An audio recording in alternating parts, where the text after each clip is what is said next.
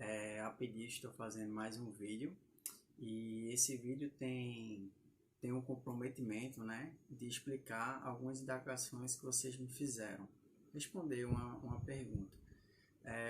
Foi me perguntaram se era possível o uso da balaclava nas unidades prisionais no estado do Ceará.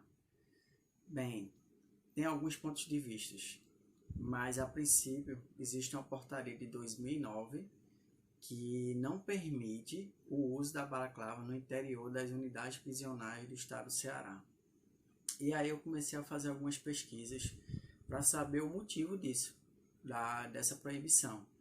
Na realidade, essa portaria existe desde 2009, sendo que ela foi executada nessa gestão, né?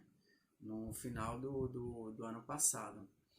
E aí eu fiquei procurando quais seriam os argumentos que tinham sido utilizados naquele momento. E eram principalmente dois, né? Um era para justificando a humanização do sistema, né? Para você conhecer o interno também poder lhe conhecer. E o segundo foi para como se fosse uma ferramenta para se evitar torturas, né? Como a gente sabe, existe uma briga dos direitos humanos em relação a essa situação em todo o Brasil, inclusive em outros territórios também internacionais. E aí a secretaria achou que dessa forma iria conseguir melhorar essa situação, né? Qual é o agente que está fazendo aquela atividade? E também para saber se caso houver alguma tortura, é muito simples. Hoje existe um chamado um relatório diário que é feito pelo chefe da equipe. Nesse relatório, ele consta todos os postos que estão sendo ocupados e por todos os policiais penais que ocupam eles. Além disso, ainda tem um líder desse pavilhão. E cada missão que ocorre, ele vai colocar em um livro. E aí o que acontece? Se tiver alguma intervenção e alguém se exceder nessa intervenção que possivelmente poderia caracterizar uma tortura, basta uma denúncia do próprio interno e através do dia teria tanto esse livro de ocorrências quanto o relatório do dia que é feito pelo chefe da equipe e que ambos são lidos pela direção da unidade. E quando a justiça solicita, o juiz das execuções penais, ele vai ter acesso a esse documento e vai saber se caso houve algum crime. Então, essa questão de não usar a balaclava, né, devido a essas duas situações, né, na realidade não haveria problema, uma vez que facilmente conseguiria ser identificado nessas situações. E aí eu comecei a fazer outras pesquisas e verifiquei que a OIT, Organização Internacional do Trabalho, considera a nossa profissão de policiais penais como uma das mais perigosas do mundo. E no Brasil, na realidade, ela se torna a profissão mais perigosa do Brasil. E aí, em virtude de ser uma profissão tão perigosa, a gente percebe que se faz necessário realmente que exista, né, a permissão do uso da balaclava.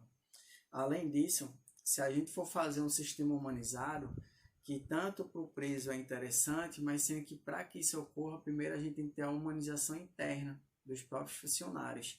E aí não foi levado em consideração algumas peculiaridades. Por exemplo, a maioria dos policiais penais, eles moram próximo da unidade. E aí é uma forma dele dificultar a sua identificação, para dessa forma ter um lazer com sua família, com seus amigos, e que não coloque em risco a vida deles. Por isso que se faz interessante o uso desse acessório. Além disso, percebe-se que após a proibição coercitiva, muitos funcionários, né, conseguiram se afastar do trabalho, porque causou muitas doenças psíquicas e essas doenças psicológicas, né, doenças mentais, diminuiu significativamente o quadro, né, o efetivo. É claro, isso tudo não ocorre apenas baseado no uso ou não de um acessório da balaclava, mas são vários fatores que vêm influenciando e dessa forma serve como se fosse um estopim para ele ficar doente, infelizmente. E aí, respondendo a pergunta se pode ser usado ou não, eu acho que deveria ter um bom senso e caber o operador se ele vai querer utilizar ou não. Isso sim é a humanização do sistema, isso sim é levar em consideração que não somos números e que cada pessoa é que deveria escolher, porque a gente também constatou que algumas pessoas, após não utilizar mais esse acessório, tiveram que sair de suas residências, porque a situação salarial é muito baixa e não dá para a pessoa conseguir morar em locais mais apropriados, morando realmente em periferia. E para evitar que sua família fosse perseguida por algumas facções, ele preferiu, alguns policiais penais preferiram se afastar daquela região. Aqui é a balaclava, que a gente utiliza normalmente no plantão, quando era permitido. Além disso, a gente trazendo um pouco de uma analogia, no México sofre bastante influência da cultura astecas. E lá existe um chamado luta livre, que seria a luta livre. E eles utilizam algumas máscaras, né? E essas máscaras é como se fossem divinas, né? Para eles fazerem aquele espetáculo sensacional, né? Aí vou botar aqui para vocês verem.